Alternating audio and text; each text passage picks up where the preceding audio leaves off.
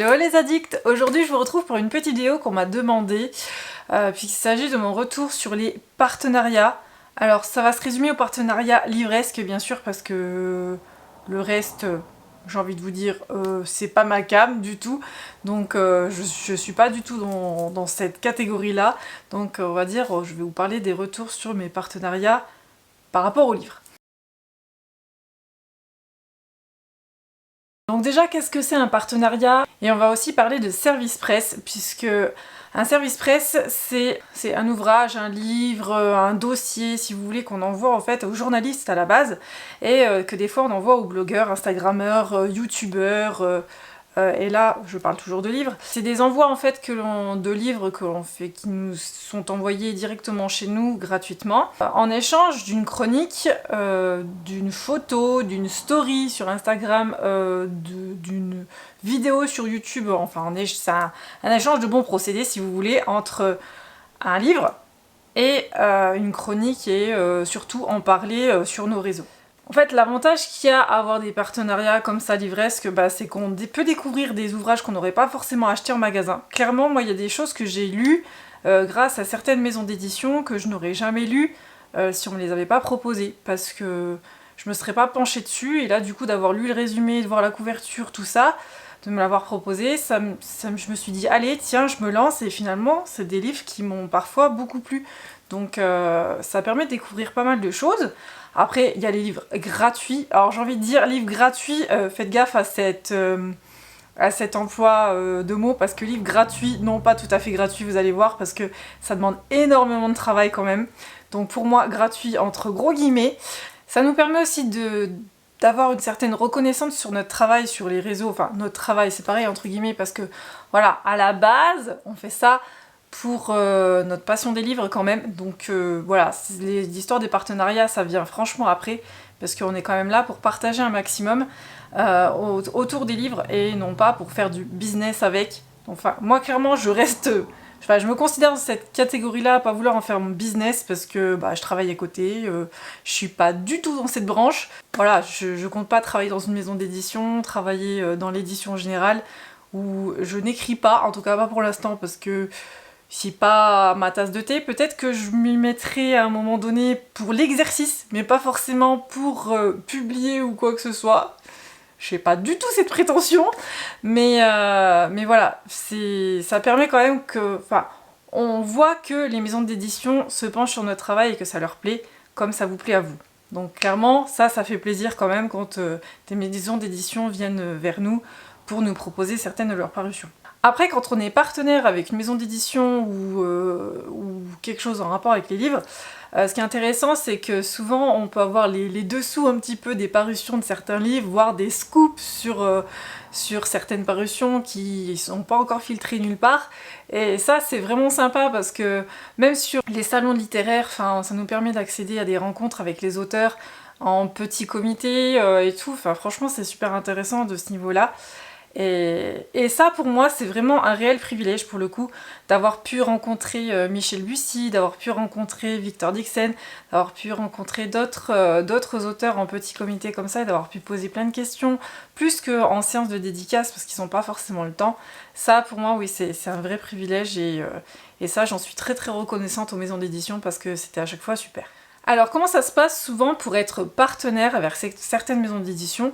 Soit celles qui vous débauchent, entre guillemets, qui viennent vous voir en vous proposant leur parution, tout simplement, et après à voir si vous continuez à travailler avec eux. Ça peut être ponctuel, ça peut être après sur toutes les parutions, ils vous proposent les parutions à chaque fois. Ou alors, maintenant ce que l'on voit de plus en plus, ça arrive à la fin de l'année, les maisons d'édition lancent des recrutements en fait pour l'année à venir, pour leurs partenaires, où là en fait on doit remplir tout un questionnaire avec souvent les chroniques qu'on a fait sur leurs livres, nos réseaux, ce qui est très important quand même, c'est les réseaux, comment ils fonctionnent, sur quelle plateforme on est, combien on a d'abonnés et tout. C'est important, mais pas forcément tout le temps, j'ai envie de vous dire. C'est important pour les maisons d'édition quand même qu'ils aient un maximum de visibilité, donc forcément si vous n'avez pas un gros compte, ça va moins les intéresser que quelqu'un qui en a un plus gros. Mais a posteriori, quelqu'un qui a un gros compte aura peut-être moins le temps de se pencher directement sur leur parution, tandis qu'un petit compte aura plus le temps de faire des choses concrètes et rapides. On va dire ça comme ça. Donc en fait, ils prennent un peu des deux. Des gros comme des petits. Enfin, j'ai envie de vous dire, ça maintenant, c'est plus trop le credo, on va dire, des maisons d'édition. Avant, ça l'était. Maintenant, j'ai l'impression que ça a un petit peu changé. Après, pour moi, par rapport à mon retour, par rapport aux maisons d'édition, et qui fait que maintenant, j'ai beaucoup moins de partenaires, on va dire ça comme ça, parce que clairement, j'ai un boulot qui me prend quand même pas mal de temps. J'ai pas énormément de temps pour faire plein de choses à côté, même si je fais quand même plein de choses, mais ce qu'il faut pas oublier, c'est que quand on reçoit des services presse, il faut chroniquer, il faut montrer, il faut faire des photos, il faut faire des vidéos, faire des choses comme ça, pour donner de la visibilité au livre et à la maison d'édition, et ça demande du temps. Et c'est souvent ça que... Enfin moi, personnellement, c'est ça qui me manquait pour pouvoir partager un max avec vous ce qu'on me proposait. C'est qu'il faut chroniquer ces livres en minimum 1 mois, je vous dirais. Enfin, il y a certaines maisons d'édition, c'est 1 mois et puis après on commence à vous relancer. Voilà. Et jusqu'à 3 mois après, voilà, ce qu'il faut comprendre aussi, c'est que si on vous envoie un livre, voilà, c'est un mélange de bons procédés, donc forcément, pour le respect aussi de la maison d'édition, il faut aussi le chroniquer dans les temps. Ce qui n'est pas toujours évident. Pour mon cas, j'ai encore des livres que j'ai dans ma bibliothèque depuis un petit moment et que j'ai pas eu le temps de lire ou qui me font moins envie ou des choses comme ça. Ce qu'il faut comprendre, c'est que on n'a pas forcément... Enfin, sur le coup, on peut avoir envie de le lire et puis voilà. Moi, je suis du genre à me prendre un livre quand j'en ai envie. Pas à me forcer parce que si je me force, je sais que je vais pas apprécier ma lecture à sa juste valeur. Et souvent, ça va déboucher sur une note, entre guillemets, c'est pareil, hein, une note, ça va déboucher sur un avis qui va être moins bon, si vous voulez, que si je l'avais lu de mon plein gré. On va dire ça comme ça. Je sais pas si vous comprenez ce que je veux dire, mais le fait qu'il y ait des délais, moi, c'est un petit peu ce qui m'a freinée parce que du coup, j'avais l'impression de pas pouvoir lire ce que j'avais envie sur le moment et ça... Enfin voilà, je veux vraiment que ça reste une passion la lecture et j'ai pas envie que ça devienne un business. Donc du coup, c'est pour ça que j'ai pas mal freiné parce que de ce côté-là, ça devenait trop compliqué pour moi. Et surtout, le plus important, quand vous êtes partenaire avec qui que ce soit, la communication est super importante. Il y a certaines maisons d'édition où j'ai des très très bonnes expériences parce que ça communique très bien quand il y a un souci ou quoi que ce soit, clac clac.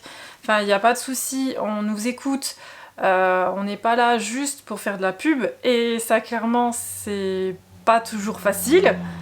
Donc il y a des fois où on a vraiment l'impression d'être un peu du panneau d'affichage et qu'on n'est pas là que pour ça, sachant qu'on n'est pas payé pour ça, c'est pas notre métier. Donc après il existe des partenariats rémunérés, mais ça c'est encore une autre question. Mais enfin voilà, quand on n'est pas rémunéré et qu'on nous demande des délais super courts, enfin, clairement pour moi ça passe pas trop. Donc voilà, communication super important parce qu'il y a des fois, ce qui m'est arrivé aussi, c'est que souvent quand on est partenaire, on nous envoie le catalogue, on fait des parutions sur le trimestre, on choisit un petit peu ce qu'on veut. Attention à pas en prendre trop parce que sinon ça devient très compliqué. Et du coup, là on peut choisir ce qu'on va recevoir. Mais parfois, certaines maisons d'édition, même si j'ai l'impression que ça se fait quand même de moins en moins, mais bon, ça se faisait quand même il y a de ça encore 6 mois, 1 an, on nous envoie des livres qu'on n'a pas forcément demandé. Et là, on se retrouve avec une tonne de papier qu'on n'aurait pas forcément voulu chez nous. Moi, ça m'est arrivé d'avoir des livres que j'avais pas demandé et de pas savoir qu'en faire parce que ils me faisaient pas envie, j'avais pas envie de les lire. Donc, c'est compliqué quoi. Enfin, moi, dans ces cas-là, je trouve ça dommage parce que pour la maison d'édition, c'est une perte d'argent parce qu'il y aura pas de pub derrière parce que je le lirai pas, par exemple. Et pour moi, ça fait une tonne de livres encore à stocker chez moi. Donc voilà, c'est dommage et c'est contre-productif complètement. Donc voilà, c'était un petit peu pour répondre à la question que j'ai souvent, ouais, comment tu fais pour recevoir des livres et tout. Ça a l'air super comme ça, oui, c'est super. Franchement, de recevoir des livres, c'est super bien. Enfin moi, vraiment, ça me permet de voir qu'il y a une certaine reconnaissance derrière et qu'on aime ce que je fais.